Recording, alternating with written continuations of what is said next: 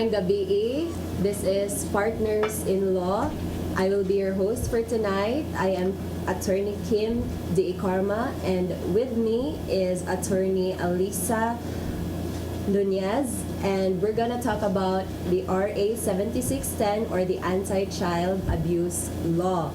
Good evening, Diha, Attorney Alisa. Good evening, everyone. So I am very, very honored to be a guest for today's session because actually this is my second time to be a guest, and I think I was a host for several times already, but it's really an honor to be a guest for Kulba Pono. Okay, Burabitog, you are expected to really know about the topic. By the way, Attorney Alisa is an expert in family law, so I'm very excited to talk about this law right now, Attorney Alisa, kay relevant kay ni sa atong society karon, no? Especially nga nagtikadaghan gyud ta diri sa kalibutan, daghan ng mga bata.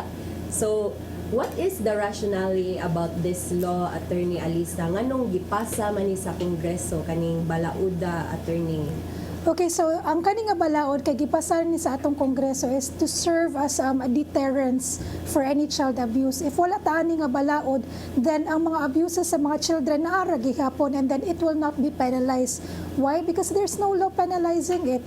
And then apart from being a deterrence also, it is the state's obligation to protect its citizens, especially the children, because as what Dr. Jose Rizal said, diba? The youth is the hope of our nation, and if we will not protect our children, then who will be the hope of our nation? And then also, apart from that, there are instances wherein even parents themselves are the abusers in the family. It's really a very it's hard pill to swallow nga nading mga ginikanan nga mo'y moabusar sa ilahang mga anak. That is why the law is passed by the Congress, and soon it was actually signed into a law. Wow, mo agree gid ko ana, Attorney, no? Even sa law school tuluan gid ta nga mubalik gyud ta sa polisiya kung naay balaod nga mapasa, Attorney, no, para mahinumduman nato kung unsa gyud ning balaod di ay. So under this law, Attorney, naay gitawag nga child or children na amang gyud nay common term, no, or naasad tay legal parlance. So unsa day ning child under this law, Attorney? Okay, it's very important for us to define unsa man jud ang bata, kay if dili gani ka masud sa definition of a child, then this law will not apply to you. So, first and foremost, for you to be considered as a child, dapat below 18 years old ka. So, even if 6-footer ka, 7-footer ka, kung ang imong birth certificate mo ingon nga 10 years old ka, so you will be considered as a child. Okay? So another instance also is even if kanang 5 ay kuan na ka, like 3 feet ra ka, so even if 3 feet ra ka pero ang imong edad kay 30 na, you will not be covered under this law. Okay? Another thing is that even if you are more than 18 years old but you are unable to protect yourself from any abuses, cruelty, neglect, exploitation, then you will be considered as a child under the law. So whenever I conduct my lectures, I always ask this. There is a lawyer that I met. He is actually, basically he does not have a hand. So it was because of an accident. So my question is, can this person, si attorney, makonsider ba nato siyang child under this law? If he will be abused, can we say that he is part of RA 7610? So the answer is no. Why? Because attorney can protect himself from any abuse, cruelty, and neglect. In fact, siya pa siguro mo depensa sa iyang kaugalingon because of course, he's well versed of the law. So mao na. Well, si attorney, although he is not considered as a child, he is considered as a PWD. Oh, so sa second definition sa bata, Attorney, no, under this law, na atay mga examples, no, so unsaon day na unsay mga standards para mahug sila sa second category sa definition sa child, Attorney? Kailangan ba na i-prove sa korte or kailangan ba nag-doctor or psychologist ba ron? Is there a one fast rule to determine a child under that second definition, Attorney? Okay, so one of the instances is that if there is a psychological or mental condition, so ang makadetermine na dyan na it's not the lawyers, it's not the public, but it's really the experts, and these are in the form of in the form of doctors.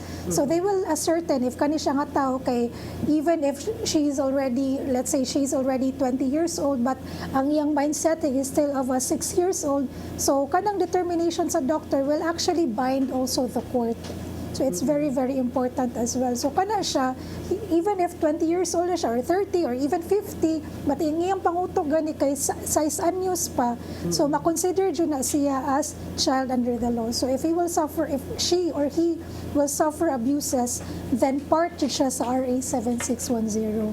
Wow, salamat kay ato attorney no. Importante gud kaayo nga kanang we are very definite sa pag-describe kung unsa gyud ning child ug asa ni siya ma-apply nga balaod attorney. So unsa may mga prohibited acts under this law attorney kanang mga masilutan ang mga crimes under this law attorney? Okay, first and foremost is really child trafficking. Okay, when can you say if it is a child trafficking? So dili na kanatong pasabot ha kana matraffic ta sa Colon, matraffic ta dira sa SRP.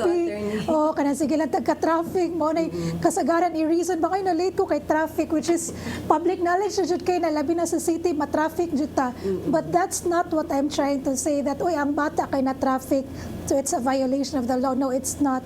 When you say trafficking, it is actually selling or buying or barter of a child. So selling and buying or barter per se, it's really legal, no? We use it especially in business. It's part of our economic system. But if the object of your sale is actually a child, then it is considered as child trafficking. So, unsa may mga examples ani Attorney Kim? Ang example ani kay common example dyan ani ha is really for those people nga they don't want to undergo adoption. So, ang ilang buhaton is that ilang i-simulate ang birth certificate sa isa ka bata to make it appear nga siya mo'y anak, siya mo'y inahan aning bataa.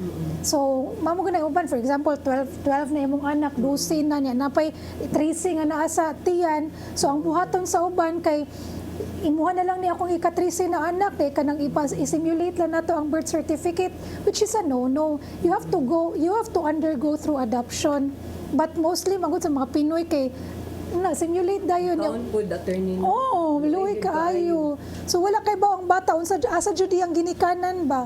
So that is why it is also considered as child trafficking kana siya. So whenever I do my lectures to kay ma-shock din na mga kanang admission ang amount atong mga audience nga moingon nga hala ang ako ba yung anak karon kay anak ba yan nasa ako ang kuha napatay ni admit siya in open public.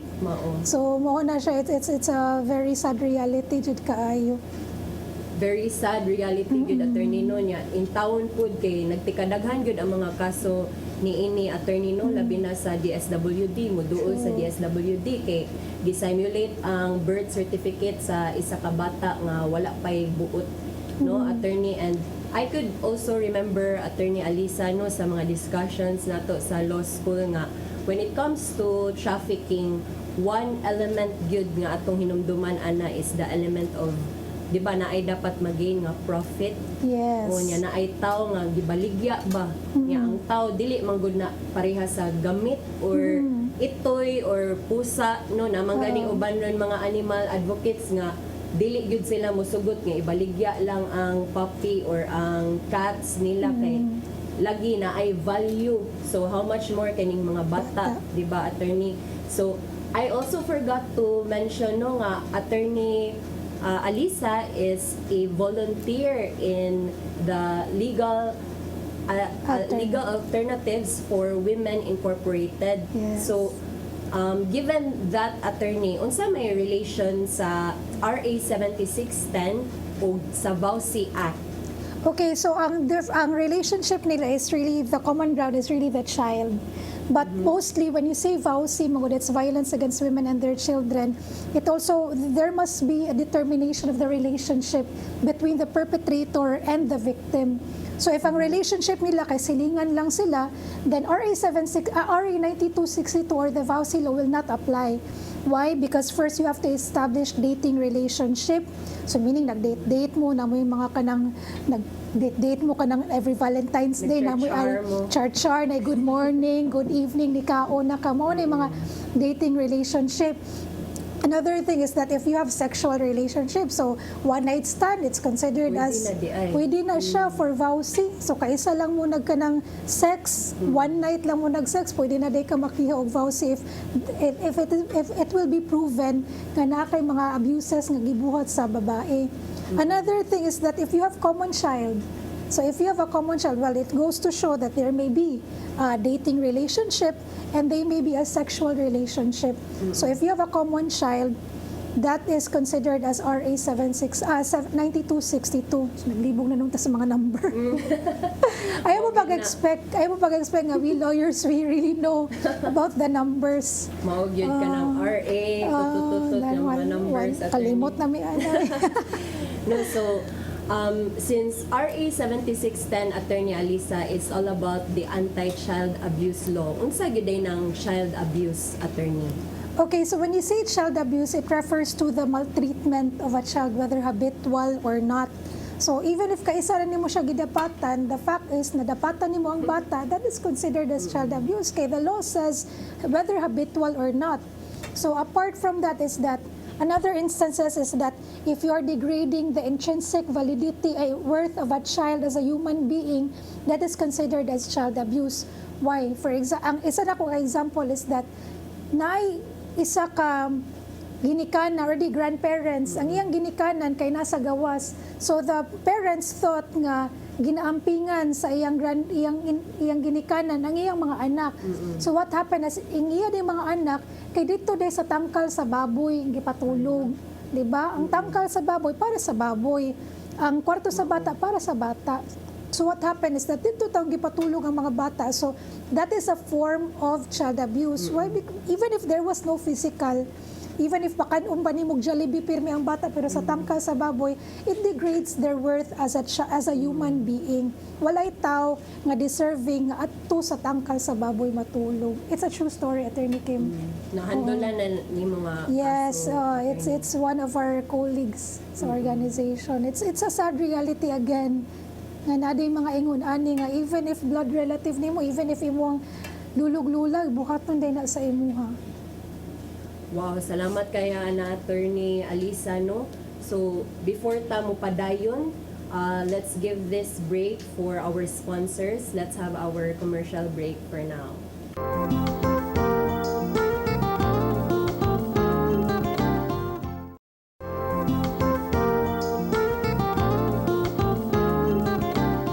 Balik ta sa programang Partners in Law with Attorney Alisa Nunez.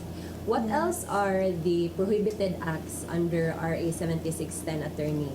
Okay, so another prohibited acts under RA 7610 is child prostitution and other sexual abuse. So this is something that we have to emphasize kay kani kasagaran mao jud ni pirmi mahitabo sa realidad.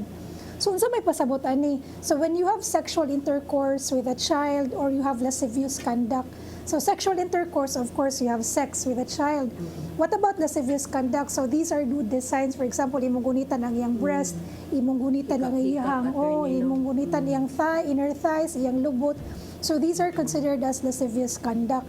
So if you do these things to a child, you have to be very careful kay taas-taas ba yung penalty.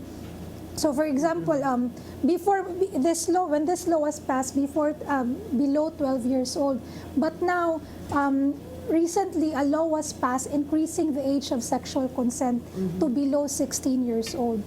So if you have sex with a child below 16 years old, even if there is sexual consent, even if there's consent, even if ganahan pa ka, even if ang bata mismo ang nibikangkang diha, siya pa'y nangimbitar nimo, automatically, if you have sex with that 15-year-old, you will be considered liable for rape without any question. Di ba, we know for a fact when in ordinary cases of rape, for example, it is an adult, as long as there is consent, if the accused can prove that there is consent, then the accused will be exonerated, meaning acquitted siya, kaya na may consent, there's no rape to begin with. But In case of a child who is under 16 years old, ang mahitabuan na is automatically rape na dayon na. Bisan pag ning consent siya or ning Oh, sugod siya, bisag ni attorney, consent diba? pa ang bata. So recent lang niya siya. This was passed in 2022. But I would just like to talk about certain cases Yes, decided attorney. by the Supreme Court before. This is in the case of Malto versus People of the Philippines. So kani si Michael Malto was very much in love with kanang a certain girl who is still a minor, 17 years old pa lang tong bata at that time. She's also she's in college at that time, and then Malto was working in the university where the child was also studying. So of course, nagkakuan sila, text, kuan nagka-sweethearts. Oh, nagka-sweethearts sila. Malto, one night, kani si Malto, ni ano siya nga, ay, let's talk in private. Nasobraan ka private, naabot sila Queensland. So grabe, sa sobraan ka private, mo to gipahubo ni Malto ang babay, and nagkiss-kiss na dayon sila. So basically, there was sexual intercourse that happened in Queensland. And it was very consensual. In a relationship man sila. So what happened was that, ang sunod na hitabo to, na-file ang kaso si Malto. It went all the way to the Supreme Court. So the issue in that case was whether or not Malto is liable for RA 7610. Malto said na, how can I be liable nga kanang Ning sugot man. oh, ning sugot man, we were lovers. We wanted the same thing. We wanted to have sex with each other. We wanted to kiss each other. Nganong naamay child abuse? But the Supreme Court in that case said nga, oh, you're liable because a child, basta bata ganina, basta below 18 years old ganina, di dyan nakahatag og consent into certain sexual actions. So ang gibuhat sa Supreme Court, aniya siyang gi-differentiate bito attorney sa civil contracts. Yes, In civil contracts, manggod, a child cannot enter into a civil contract without the consent or conformity of a guardian or a parent. So mo po naging-basihan sa Supreme Court nga, kung dili gani kasuo, how much more sa sexual consent, mo nagiingon sa Supreme Court in that case. Dagan pila ka tuig, Malto was actually convicted of child abuse. Dagan pila ka tuig, abot tag 2020. So there is, nanapoy lain nga kaso. So kani siya ka case was Bangayan versus People of the Philippines. This was just decided in September 2020, fresh na fresh during pandemic. So ang naitabuhan was kaning si Bangayan o kaning bata kay they were really attracted to each other, ganahan jud sila sa usa-usa. So na sila yung relationship. So nag-sex sila somewhere nakitaan sa igsuon sa katong bata. So ni sumbong sa mama, moto ang mama gidala ang biktima dito sa doctor. It was found out nga she was really pregnant. So they were really in a relationship with each other. So Yeah, 12 years old pa. 12 years old, mas grabe pa kang Malto, di ba? Oh, so moto, gifailan og case, it went all the way to the Supreme Court. Niya ang Supreme Court nga, Bangayan cannot be liable for RA 7610 because for you to be considered liable for RA 7610, dapat ang bata nakipag-sex because of money, profit, or other consideration or influence of an adult. So when you say money, na by kwarta afterwards, other consideration, pa eskwelahon ba, hatagan ba grocery ang bata, but there was none. Basically, this was an act freely given by the child.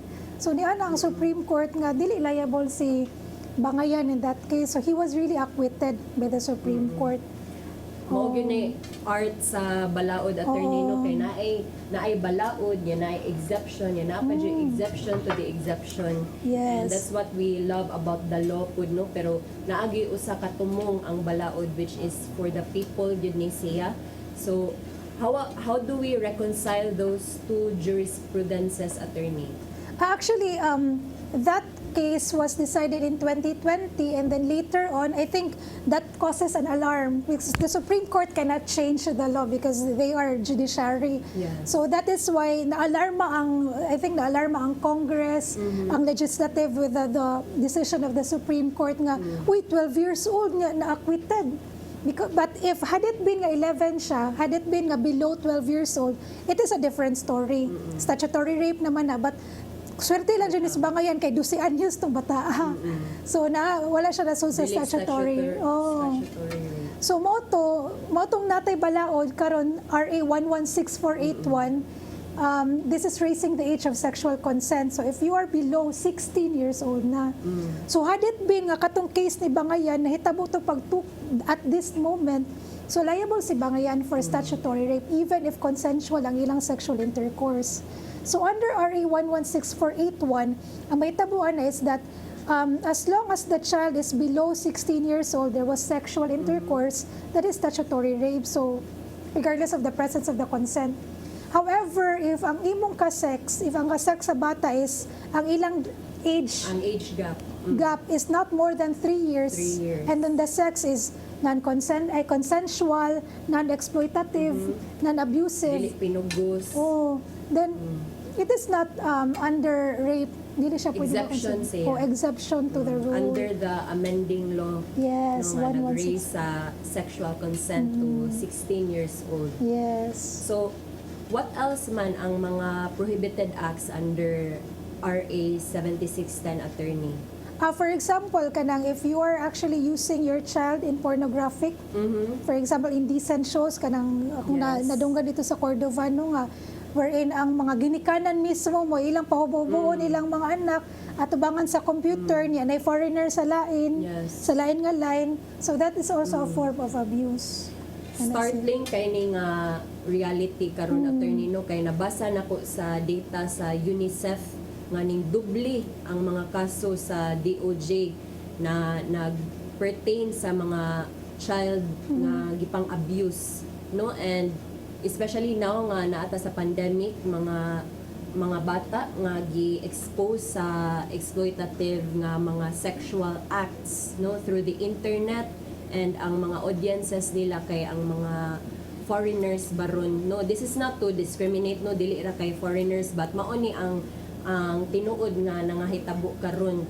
And if my memory serves right, no, sa data sa UNICEF, 2.3 million na, and still counting ang kaso sa mga child abuse cases, especially through the social media, sa paggamit sa prostitution, no, and mga cyber crimes attorney.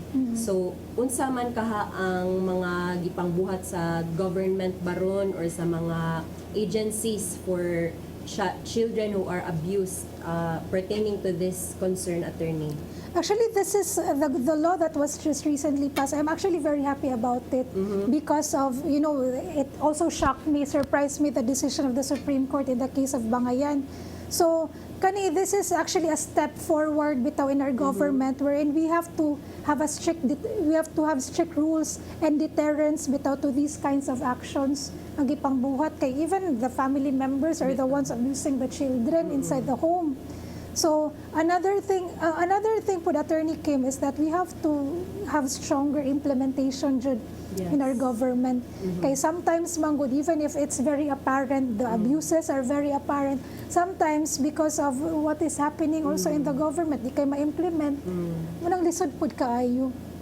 And then dapat well-versed po dato ang mga government officials of this law, especially those people in the DSWD, in the police, especially in the women's desk. Dapat well-versed jud kay sila ani nga balaod.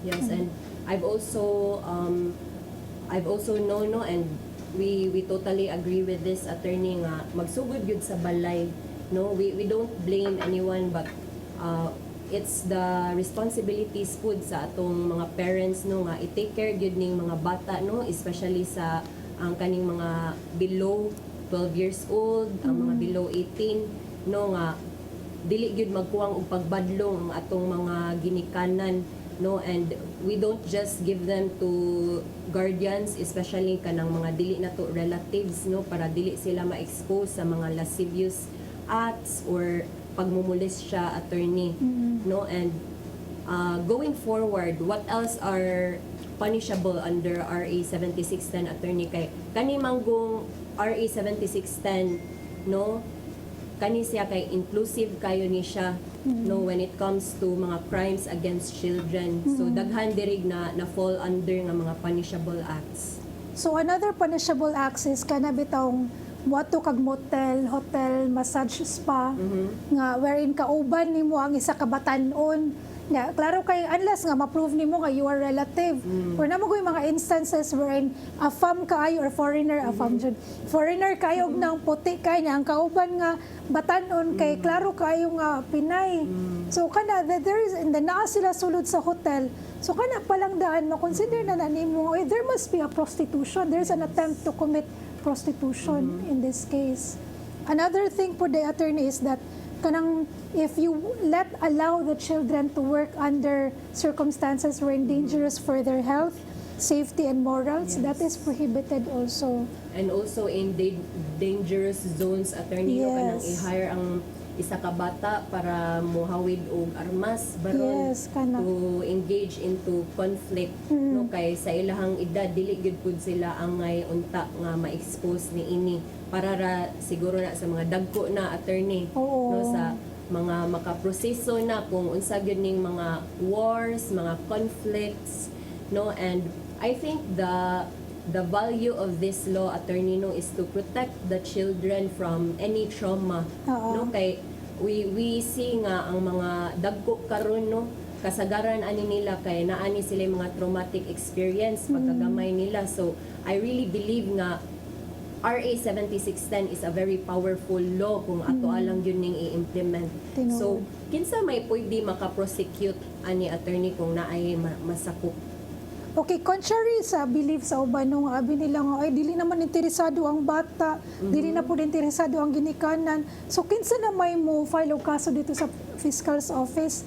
So actually so according to RA 7610 ang maka-file og kaso kay the offended party, so meaning ang biktima, another is the parents or guardians. Also, pwede po maka-file ang DSWD, social worker. Pwede po maka-file ang kaning barangay chairman. Pwede sila ka-file.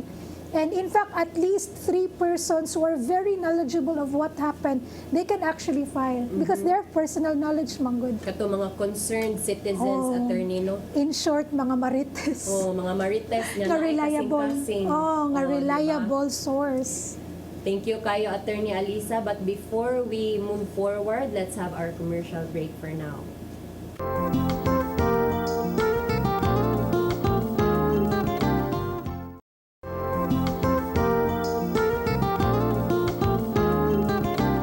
Padayon ta sa Partners-in-Law.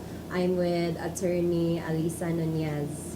What else are the prohibited acts under RA 7610, attorney? One of the most common provisions under this law, no, kay naa sa Section 10 o Section 12. Unsa man na sila, attorney? Yes, ang nakabutang dito is that these are other abuse or other neglects. So for example, if you use the child for begging, kanabitong mga makita nato sa mga dalan wherein ang batanon or ang bata kay gamiton nga panglimos. So natural kita mga Pinoy manggiloyon, maluoy ta kay batanon man. Or napod to instances, attorney, wherein ang mga bata, kanabitong nanay, nagdadatan sa bata, kakita, adjud ko, Yes. niya ang bata, brag, dili siya mulihok. And then, I looked at it upon online, nakita na ko nga na ni brag drug ko na nilang bata kay para dili siya muhilak niya. Grabe ka init kaayo buluya bitaw sa bata, init jud kaayo ang gidada sa Dangerous mama. Oh, kaayo. dangerous kaayo for the development of the child. So this is basically a no-no. Something po is that kana bitong gamiton nimo ang bata for drug use or kanang himuon nimo siya middleman. Yes. So ang bata noon ba di ba yan na nimo mailan nga nag-school uniform, nagbag, nagdana dayto siya og kanang illegal drugs. So mo na para dili mailan imong gamiton ang bata sa imo ipada dito sa imo ka transaction. So it's also prohibited. So anything that is illegal, if you allow the child to be part of an illegal action, illegal activities, it is also part of child abuse. So, inclusive day kaayo, attorney, no? Basta kay nag-involve yun og bata, no, who are under 18 years old, Yes. di ba, attorney? And I believe, no, nga, this is not just about the dili ra punishable ang katong mga child prostitution, mga sexual abuse, but it entails also all other acts or mga crimes, no, nga i-punish under the revised penal code or any under law diri sa ato ang katilingban. Yes. So what are the measures nga ginabuhat man sa DSWD, attorney, since mao man ni ang ang agency nga always ginaduulan aning mga concerns about child abuse, attorney? So, atuad lang po di attorney, no, karang na po di ko iyan, kani bitawng decision sa court wherein nato isa ka ginikanan nga, kay mao maguni question sa uban nga, wala na dahil ko'y katungod nga, dapatan na akong anak, di Yes, ba? kana, common kaayo Oh, na. common kayo na, kay ako dyan ko nga gibunalag Yes. bakos sa akong ginikanan, so mao na siya, but I don't take it against my parents nga ginabunalan ka, kaya I think it's part of discipline. Yes. But how Na can we, thin line. how can we differentiate discipline from abuse? Yes. So there was a case decided by the Supreme Court, katong naigikaso ang papa. So ang papa, iyang mga anak, nagduwa dila og kanang jackstone, yan, na iyang mga minor de edad nga daughters, pinangga kayo niya. Karon na isa ka lalaki nga batanon po, Jason ang pangan, gilabayag bato ang iyang mga anak. So ang nahitabo adto kay suko kay ang papa, di ba? Di pod pwede nga kanang malipay ka nga gilabayag bato imong mga anak. Di ba? Di maganin na nimo pa kuanon siguro og mga unsa nay kanang lamo. Kaya gibato na so mo to nasuko ang papa. So as his fatherly concern, iyang nadapatan ang si Jason. So mo na gifailan siya also a bata, minor. minor Oh. food. So of course gifailan siya case for child abuse. It went all the way to the Supreme Court. So the issue in this case is liable ba siya for child abuse? Yes. The Supreme Court said no, he's not liable because he is not degrading the intrinsic validity or worth of a child as a human being. The reason why nadapatan niya ang bata is because of his fatherly concern. So it is because of his loss of Yes. control. Wala gingon sa Supreme Court, loss of control does not equate to child abuse. Although he is liable, Yes. but he is not liable for child abuse. Kaya dako biya kay penalty, tuig-tuig pud ba ang penalty sa child abuse. Yes. So moto ni ang Supreme Court is only liable for slight physical injuries. O, diba? So 1 to 30 days ra siya na priso, no, naabot pa siya sa Supreme Court niya. Pwede pa ta siya ka-apply for probation if na-penalize siya sa saktong nga crime ba. And then let's differentiate this to the case Yes, of another case wherein ang katungkuan silingan sa iyang mama sa mga bata Yes. kay lagot kay sa katong inahan. So ang naitabo, nagdasyag ka ng hot cooking oil nga pot iyang gi Wow. labwag sa kanang inahan. Naapil man ang mga bata. That was 2 years old and 3 months old. So it went all the way to the Supreme Court. Tinga na siya, liable ba kuno siya for child abuse? Ang iya ramang gitarget unta. Kay ang inahan. Oh. Napiskan lang to. Napiskan lang ang bata. Pero ni ang Supreme Court nga, lagi, dili nimo ka ng intention siguro ang mga bata, but the fact remains that you are doing an illegal act. That is why you are liable for RA 7610. And not to mention, attorney, no, nga nahitabo ni atubangan sa mga bata, no? Oh. But even if mo nagsigitag mention, attorney Alisa, nga this is a very inclusive law para gyud sa mga bata, no, it also depends upon the motive, no, sa akusado. Oo. No, dili sad gyud ingon nga abi kay gikasab-an niyang usa ka bata diretso na dayon, malayable dayon siya ani. No, we don't mean it that way. Yes. No, but we try to really define the punishable act under this law para matarong o prosecute sa court o dili lang sad ta magpataka o kanang pa-file og kaso baron. And we know how to handle our children, we know how to handle the children of other people, Yes. and the kabataan in general. No, so what else are under section 12, attorney, sa RA 7610, what is this all about? Mga employed children, kay daghan jud ron mga batan-on, no, nga mga artista na sa Oh. TikTok, no, nag-gain na ni sila mga milyon siguro, attorney. Oh. So please discuss about this, attorney. So this is about working children. So ang question is that are children allowed to work? Kasagaran tubag sa mga kanang audience na ako sa seminar, mas dili pwede na akong ingnon nga kana din mga pampers, kana mga pampers mga bata man so lisod po Wa pa ganay kaayo. buot, ha? Oh, wa pa nay buot bago pa nang giluwal sa ilang ginikanan, lisod po kag si Piolo Pascual ato pa gamitog model bisag unsa niya ka gwapo, lisod kaayo kasi Piolo Pascual kay of course dako na po. So basically children are allowed to work as long as we follow the rules provided by the law. Yes. So first dapat it will not endanger their health, moral and safety. Another thing is that even if nagtrabaho ni mga bata, dapat nag-eskwela gihapon ni sila. Nag-eskwela Dili pwede naghimo na lang sila breadwinner. Ba nga kana bitang sige trabaho lang kada kay dako kay kag income kay milyon imong ma-income dili. So ayo na lang nag-eskwela kay dili na nakinahanglanon. So that is not allowed. Another thing is that if you enter into, di ba kung kita mga adults na, if we enter into a contract of employment, kita rin mo pirma. But if it involves a child, dapat na-consent sa bata, na-express consent sa bata o sa ginikanan, and it must be approved by the Department of Labor and Employment or DOLE. So kita kung usahin tag ng kontrata kay di na beta magpa-approve sa DOLE. But in this case, in Dapat cases wherein pwede child ay o dapat magpa-approve, and then dapat na ay working permit. So this is to avoid any abuses bitaw sa bata. Para makabalo sa attorney no kung giun sa paghandle ning mga artistahan nga bata Oo. no, and para dili sad maapektaran ang ilahang edukasyon no, Yes. and this is not to discriminate no katong mga wala kahuman og eskwela, pero importante man gud ang edukasyon, attorney, Yes, di ba? it's very As we important. traverse into this world no, na ay mga opportunities no, dili ra sa to ang country but even na ay mga moaring nga mga foreigners baron or kanang mga institutions nga magkailangan sa mga skills sa mga bata. So importante gud kayo ning education. So about the prosecution of this under this law, attorney, unsa pa man ang imong ma-discuss when it comes to prosecuting the punishable acts under RA 7610?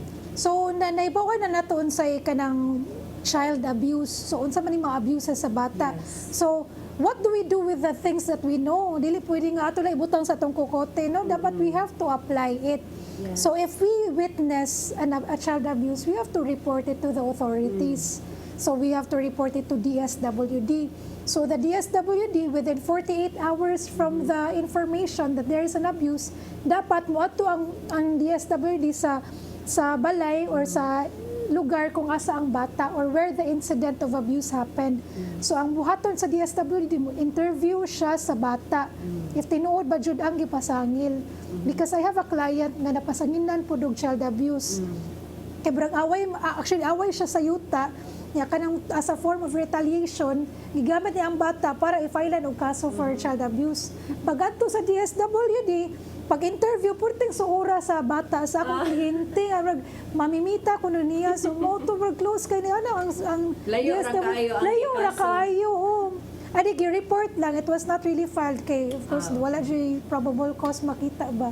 So mo to close day kay niya ang bata niya kanang pinangga jud kaayo ni pinangga kay sa bata pud ang akong client. So there was really no child abuse there. So but if there is indeed a child abuse, the task of the DSWD is to ask for involuntary commitment. Or if there is a sexual abuse, especially for parents, Yes. The DSWD will have to assist to ask for the suspension Yes. of parental authority. By the way, attorney, na encounter ni nako nga term when I also came to interview some abused girls sa DSWD. Na di ko experience ko na attorney sa una, and there is what we call sexual assault. So sa RPC manggod dili gud na siya ingon nga gisuwat. Pero what is sexual assault, attorney, kay common sad kayo ni siya no sa mga sexually abused girls mostly. Okay, so sexual assault and sexual abuse are synonymous to each other. So, katulaging mga sexual intercourse, lascivious conduct, paikap-hikapo ni mo siya, there is a form of also of sexual assault. So, prohibited gihapon siya sa law. You mentioned, attorney, nga kaning mga concerned mariteses no nga na mga kasing-kasing no pwede ni sila mo report when naatay ma-witness nga mga pag-abuso sa usa ka child no. What can you say to, in your opinion, attorney lang ha, unsa man imong maingon sa kaning mga tao nga moingon ra sila ba nga dili nang tamang hilabot ana oy kay laman ng pamilya no, kanang in your opinion lang gyud, attorney, unsa man imong matambag ni ana? Okay, I also have experience with that sa ako ang client sa VAUSI. So, it's not RSA, it's not child abuse, pero katong nahitabo is that the wife was actually almost killed in front of her 3 minor children. Yan na nga sila tabang sa mga silingan, but ang mga silingan wala nang ialam kay niana sila away mag-asawa ra jud kuno to. Which is dili pwede kay this is part of our social and civic responsibility to help these people. The same goes to the child abuse. Dili pwede nga imong pasagdan ang bata dira. If you see abuse, in fact, gani ka ng failure to give immediate medical treatment to a child is a form of Yes. child abuse. So, And abuse na po na siya. Yes, attorney, and even sa revised penal code, attorney, no, kaning dili ta mo suporta kanang parent kanya, dili ka mo support niya financially, di ba? Kanang kuan man sad na, punish Yes. man sad na, no, dili ra sad sa RPC but also in RA 7610. Yes. Am I right, attorney? And also RA 9262, failure to give support. Yes. It's very hard also for women manggod kay ang kita mga babae kita may magmabdus. So naturally kita jud dapat mo support. Bitaw. Sometimes it pains me to see wives and even mothers nga magsige na lang jud sila beg for the support of their children. Yes. There are even instances nga ang muha na gud ang lalaki nga kanang mag-sex sa tao sana ko ihatag nimo ang kwarta. Yes, kana. So ang wife kay wife siya ha, or kanang mother mo sugot na lang siya just for her children. Wala siya nangutan ako unsa mong gibati. After then siya feeling na ko bura ko prostitute. Giluod ko sa akong kaugalingon pero para sa akong mga anak akong buhaton. It's really sad reality. And because of these realities, attorney, no, we want to emphasize no sa atong mga kapwa Pinoy karon nga dili man ta ingon nag-encourage good nga kasuhin ni siya, Oo. kasuhan na siya, but we encourage everyone to know their rights. Yes. No? Para kabalo ta sa unsay buhaton asa ta moduol, no, unsa ang ato ang mga pwede mga responsibilidad as concerned citizens, especially nga kani laging mga kasuha karon sa child abuse nagtikataas, Oo, di ba, attorney? oo. And this is to encourage everyone no nga dili gyud sayop nga manginlabot ta no sa ato ang isigkataw, no, especially nga we usually say the common saying the children are our future leaders, no, Yes. the present generation are our future leaders. So wala ta kabaw sa value ba sa atong pagpanginlabot karon sa kaning mga bataa karon nga tomorrow, because of what we have done as concerned citizens, as the agents of the government baron, if we are working sa DSWD, sa DOJ, even us as lawyers, attorney Oo. Alisa, no, nga if matabangan lang yun na to masking usa ka bata no through this law dako na day na nga change nga mahitabo sa ato ang country kay kaning bataan nakapahimos aning balauda. So salamat kaayo attorney Alisa Nunez sa You're very imong panahon welcome. karon. It has been an honor and privilege no nga nakabalo ta aning balauda from an expert in family law and also a volunteer of Legal Alternatives for Women Incorporated. See you next time in Partners in Law. This has been Attorney Kim D. Karma.